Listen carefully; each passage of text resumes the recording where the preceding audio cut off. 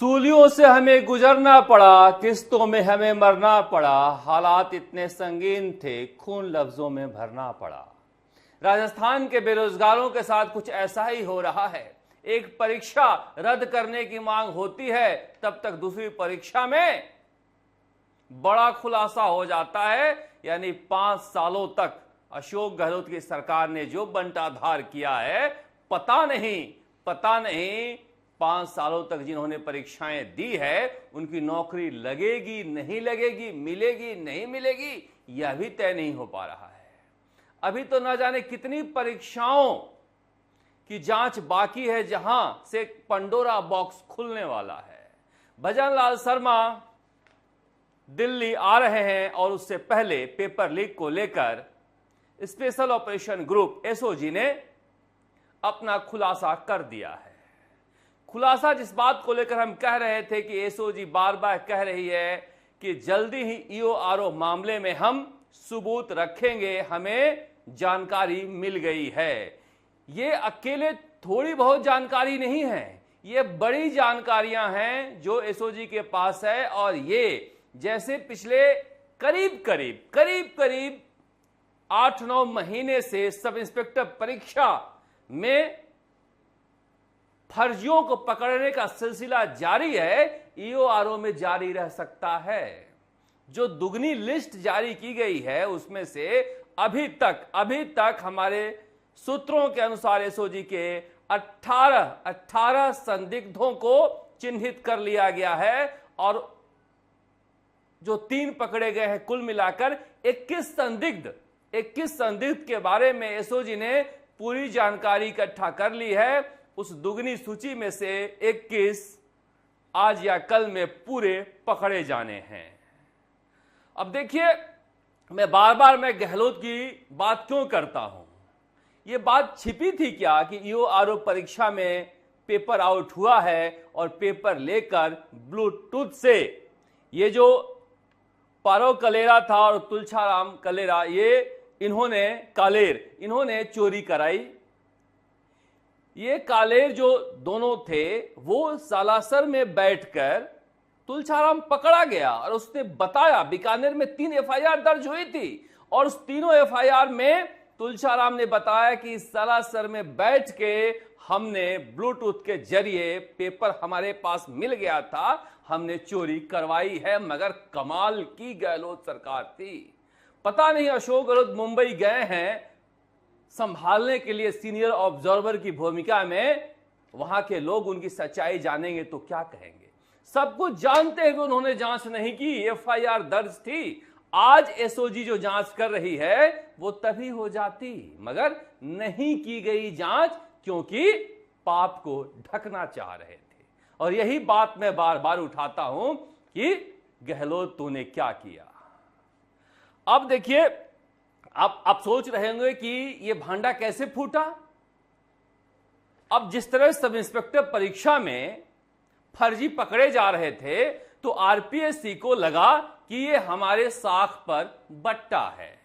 RPSC को लगा कि सब इंस्पेक्टर परीक्षा में हम फर्जियों को पकड़ नहीं पाए तो हमारी ऐसी की तैसी हो रही है पूरे राजस्थान में, तो क्यों नहीं ईओआरओ परीक्षा में हम फिर से कोशिश करें कि कितने गड़बड़ी वाले हैं। तो सभी लोगों की जो दुगनी लिस्ट थी उन पर गौर फरमाया जाने लगा। तो कुचेरा थाना नागौर में है, नागौर के खजवाला गांव से एक ही गांव के 6 जो हैं वो पास हुए थे ईओआरओ परीक्षा में। अब इतनी सारे लोग हैं, सबको संदिग्ध मानकर तो बुला सकते नहीं हैं, तो 6 एक साथ दिखे एक गांव के तो बुला लिया। आप सुनकर हैरत में पड़ जाएंगे, उन्हें कुछ भी नहीं आता था और ईओआरओ में सेलेक्ट हो गए। उसके बाद आरपीएससी ने एसओजी को सूचना दी कि ये 6 हैं जिन्हें कुछ भी नहीं आ रहा है। और उसके बाद फिर से तुलछाराम गैंग और पारो कालेर के बारे में पता किया गया, तीनों एफआईआर के बारे में पता किया गया। तो 28 टीमों ने 30 जगहों पर दबिश दी, जिसमें से 5 महिला समेत 28 लोग पकड़े गए हैं और बड़ी संख्या में सरकारी कर्मचारी हैं। जो सब इंस्पेक्टर परीक्षा वाले दुहाई दे रहे हैं कि हमने सरकारी नौकरी छोड़कर इस नौकरी को पाया है, यह भारी अन्याय हो जाएगा हमारे साथ। इसमें भी सब इस जो ईओआरओ में पकड़े गए हैं, इसमें बड़ी संख्या में सरकारी कर्मचारी हैं। सरकारी कर्मचारी होना कोई बेगुनाही का सबूत नहीं होता है। उस मामले में भी हमने देखा है और इस मामले में भी देख रहे हैं। तो अब ईओआरओ परीक्षा का क्या होगा? क्या इसी तरह से 8-9 महीने तक फर्जी पकड़े जाएंगे? क्योंकि ईओआरओ वाले भी कहेंगे कि ना साहब ना, बहुत सारे हम लोगों ने ईमानदारी से परीक्षा दी है, ये रद्द नहीं होनी चाहिए। ये बात सही भी है, ये बात सही भी है। कुछ चोरों की वजह से जो ईमानदार सब इंस्पेक्टर हैं, पास हुए हैं पढ़ाई करके, या फिर ईमानदारी से ईओआरओ परीक्षा में पास हुए हैं, वो क्यों भुगतें? तो फिर जो आरपीएससी में उस वक्त बैठा था या सरकार का मुखिया था, उसे बुलाकर बंद करना चाहिए, क्योंकि यह धोखा हुआ है उन छात्रों के साथ जो पढ़ने में काबिल थे। अब इसमें उनको नियुक्ति भी नहीं मिल सकती। सब इंस्पेक्टर परीक्षा में जो तमाशा हुआ है, वो कह रहे हैं कि हम ट्रेनिंग ले लिए, अब कहां जाए। ईओआरओ में अब परीक्षा देकर वो बैठे रहेंगे और दूसरी परीक्षा भी देंगे नहीं देंगे, क्या करेंगे? बेरोजगार रहेंगे, क्योंकि ये जांचें चलती रहेगी। अभी 21 आया है, 21 का 42 भी हो सकता है, इसकी कोई गारंटी नहीं है।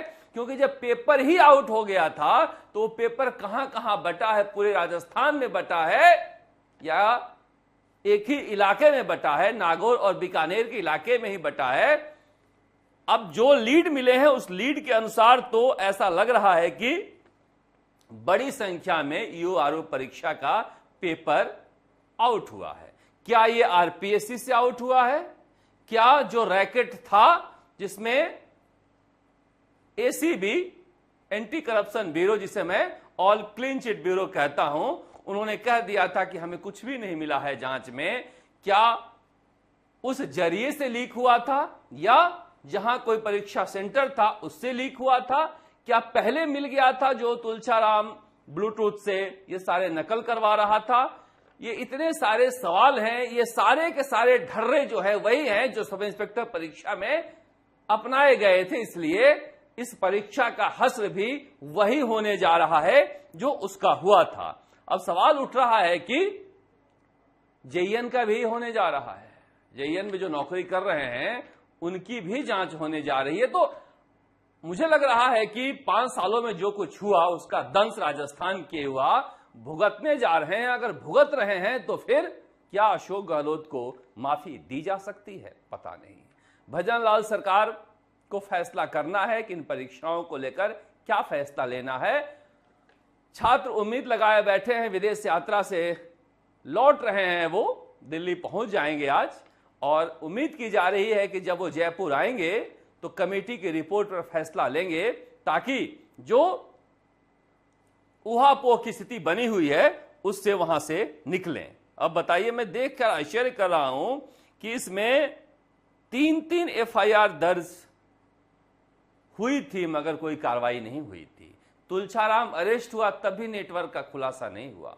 एसओजी एक छोटी टीम है, कम से कम सब इंस्पेक्टर परीक्षा को रद्द करने की सिफारिश के बाद उन्हें मोहलत मिली है तो ईओआरओ की तरफ आए हैं। ईओआरओ पता नहीं कितना लंबा चलेगा, उसके बाद दूसरी परीक्षाओं की तरफ जाएंगे। टीम बड़ी कर दीजिए भजन लाल शर्मा जी, आपसे बार बार हम अनुरोध कर रहे हैं। ये बेरोजगारों के छात्रों के भविष्य से जुड़ा हुआ मसला है। उधर एक और घोटाला जिसकी हम बात लंबे समय से कर रहे थे, राजकॉम्प आईटी घोटाला। राजस्थान में आईटी घोटाला बड़ा घोटाला है। कोर्ट ने कहा था कि आप सारे टेंडरों की जांच कीजिए। जब all clean chit bureau ACB गई थी एफआईआर लगाने के लिए, जो सोना मिला था सचिवालय के कमरे में, सरकारी दफ्तर में, वो किसका सोना है पता नहीं लगा पाई थी। तो कोर्ट ने कहा था कि आप सारे टेंडरों की जांच कीजिए। तो राजकॉम्प के जो सर्वा थे छत्रपाल सिंह, उनके यहां आय से अधिक मामले में छापा पड़ा है और कहा जा रहा है कि भारी संपत्ति मिली है। अब पता नहीं कितनी संपत्तियां बेनामी भी हुआ करती हैं और आईटी घोटाले की तार सत्ता के शीर्ष पर बैठे हुए लोगों तक पहुंचेगा या नहीं पहुंचेगा, या बीच में कहीं दम तोड़ देगा? क्या कोर्ट के लताड़ के बाद ये बचाव का रास्ता होगा, या फिर मगरमच्छ पकड़े जाएंगे? क्योंकि मगरमच्छ बाहर घूम रहे हैं और एसओजी सरकार से कह रही है पेपर लीक के मसले में कि कुछ मगरमच्छों के नाम हमारे पास है, आप इजाजत दीजिए। सरकार डर रही है क्या? पता नहीं। चर्चा करेंगे इसे लेकर कभी और, मगर चूंकि उपचुनाव भी हैं और उपचुनावों का मौसम है, कांग्रेस और बीजेपी में सब कुछ अब दिल्ली पर है। दिल्ली में ही तय होना है कि क्या किसको टिकट मिलना है। कांग्रेस में डिवाइडेड हाउस है। देखिए, मुझे लग रहा था कि हरियाणा की हार के बाद अशोक गहलोत, सचिन पायलट, गोविंद सिंह डोटासरा कुछ सीख लेंगे, मगर मैं कहता हूं ना कि हवालात के अंदर बैठ के सोचना और हवालात के बाहर बैठ के सोचना दोनों सर्वथा अलग परिस्थितियां होती है। हवालात के बाहर खड़े होकर हम हवालात के अंदर गुमसुम बैठे चोर को देखेंगे तो हमें लगता है कि सोच रहा होगा कि हमने चोरी क्यों की, मगर ये नहीं सोच रहा होता है। वो सोच रहा होता है कि हम ऐसे कर किए होते तो बच जाते, हमारे एग्जीक्यूशन में क्या कमी रह गई जो हम पकड़े गए, ये वाला काम ना करते तो ना पकड़े जाते। इसलिए दो जगह पर एक ही व्यक्ति या फिर एक जगह पर दो व्यक्ति सर्वथा अलग तरीके से सोचता है। तो राजस्थान कांग्रेस के नेता भी इसी तरह से सोचते हैं। दिल्ली में सब अलग अलग मीटिंग कर रहे हैं और अलग अलग मीटिंग करके जब अलग अलग कैंडिडेट निकालेंगे तो फिर क्या हश्र करेंगे भगवान ही जाने। पता नहीं कब सुधरेंगे। अशोक गहलोत ने बुलाया था गोविंद सिंह डोटासरा, टीकाराम जूली को, अब सचिन पायलट को तो बुलाया नहीं होगा, अब नहीं बुलाया हो तो जाएंगे नहीं। पता नहीं एक जाजम पर ये बैठते क्यों नहीं है, इनके समस्या गंभीर है। मगर कहा जा रहा है कि रामगढ़ सीट पर तो कोई ज्यादा झगड़ा है नहीं, परिवार से ही, जुबेर खान के परिवार से ही टिकट मिलना है। बेटा आर्यन को मिल जाए या पत्नी साफिया को मिल जाए। झुंझुनू में भी कोई ज्यादा झगड़ा नहीं है, या तो राजबाला ओला को मिल जाए या फिर अमित ओला को मिल जाए, घर में ही जाना है। मुख्य जो विवाद है वो है कि क्या खींवसर में कैंडिडेट उतारना चाहिए। अब कांग्रेस के नेता गए हैं खींवसर में, आज मीटिंग ले रहे हैं, क्योंकि कांग्रेस का एक गुट जो अभी कांग्रेस का संचालित कर रहा है वो चाहता है कि खींवसर में कैंडिडेट उतारें। हनुमान बेनीवाल बहुत ज्यादा भरोसे के लायक नहीं है, मगर चूंकि हनुमान बेनीवाल से कोई दुश्मनी मोल लेना चाहता नहीं, इसलिए सब कह रहे हैं आला कमान तय करेगा। अरे उपचुनाव में क्या आला कमान तय करेगा, तय नहीं को करना है, बस आला कमान का नाम लेकर हनुमान बेनीवाल से बचना है। वैसे भी हनुमान बेनीवाल तैयारियां शुरू कर दिए हैं। वहां पर जिस तरह का संघर्ष पिछली बार चुनाव में था वो कम दिखाई दे रहा है। हनुमान बेनीवाल थोड़े आगे दिखाई दे रहे हैं। उस समय की परिस्थितियां अलग थी, वो पूरे राजस्थान में मेहनत करने में लगे हुए थे, जिसकी वजह से वो खींवसर पर ध्यान नहीं दे पाए थे। मगर इस बार मैं खींवसर जाकर आया तो हनुमान बेनीवाल के लिए पिछले चुनाव की बनिस्बत इस बार बेहतर स्थिति है। कांग्रेस लड़े ना लड़े कोई नामो निशान नहीं है वहां, मगर पार्टी बचाने के लिए लड़ना भी चाहिए। कब तक हनुमान बेनीवाल के पीछे पीछे घूमेंगे, ये पार्टी की एक सोच भी है। अब सलूम्बर और 84 के लिए तो बाप पार्टी ने घोषणा कर दी और बड़ा अच्छा तरीका अपनाया है। देखिए, सलूम्बर से जितेश कटारा और 84 से अनिल कटारा चुनाव हुए हैं लोकतांत्रिक तरीके से। ये दोनों कैंडिडेट बाप के चुने गए हैं और सलूम्बर और 84 में अब कोई गठबंधन नहीं होगा। कांग्रेस को सरेंडर करना है तो सरेंडर कर दे, लड़ना है तो लड़ ले। बीजेपी में वहां से परिवार के अंदर ही टिकट दिया जाएगा। कहा जा रहा है कि 84 में सुशील कटारा के परिवार से या यहाँ पर जो विधायक थे अमृतलाल मीणा जी, उनके परिवार से उनकी पत्नी या बेटे को टिकट दिया जाए, बेटी को टिकट दिया जाए, तो वहाँ पर भी कोई ज़्यादा दिक्कत नहीं है। कांग्रेस से रघुवीर मीणा के अलावा और एस्मा के अलावा कोई नाम सूझ नहीं रहा है, और वहाँ से ताराचंद भगौरा और उनके परिवार के अलावा, हालांकि महेश रोत एक नया लड़के का नाम है जिसका नाम चल रहा है, मगर पता नहीं टिकट मिलेगा ना मिले। इसके अलावा बीजेपी के लिए बड़ी समस्या जो है वो अंदर की फूट है। जब मैं खीमसर में घूम रहा था तो लोग कह रहे थे कि हनुमान बेनीवाल के साथ बीजेपी के अंदर के लोग मिले रहते हैं, उसमें बड़े नेता का भी नाम आ रहा था, मंत्री का भी नाम आ रहा था कि एक जोरदार सेटिंग चलती है। मगर वहां हनुमान बेनीवाल के राजनीति करने का अलग तरीका है। रेवत राम डांगा और ज्योति मिर्धा के बीच ऊपर से कहा जा रहा है कि अच्छे संबंध हैं, मगर अंदर से दोनों के समर्थक अपने नेता के लिए टिकट मांग रहे हैं। क्या इसका असर चुनाव में दिखेगा? इसका असर अगर चुनाव में दिखता है तो हनुमान बेनीवाल एक तरफा जीतेंगे। ठीक उसी तरह से जिस तरह से राजेंद्र भांबू और बबलू चौधरी दोनों अगर चुनाव लड़ते हैं तो फिर वहां पर ओला परिवार के लिए कोई चुनौती बन नहीं सकता है। जैसे रामगढ़ में भी यही हुआ था, सुखवंत और जय आहूजा चुनाव लड़े थे और दोनों का जो वोट था वो जुबेर खान के वोट से कहीं ज्यादा था, मगर बीजेपी के अंदर फूट हुई और कांग्रेस जीती। तो इस तरह से इस चुनाव में देखा जा सकता है। अब मुख्य जो मुकाबला है वो है देवली उनियारा और दौसा के लिए। दौसा में बीजेपी में जगमोहन मीणा का भी नाम चल रहा है, मगर परिवार से तीसरा टिकट मिलेगा नहीं मिलेगा इसके बारे में शक है। तो फिर क्या बुजुर्ग शंकर शर्मा को दिया जाए या फिर नीलम गुजर को दिया जाए?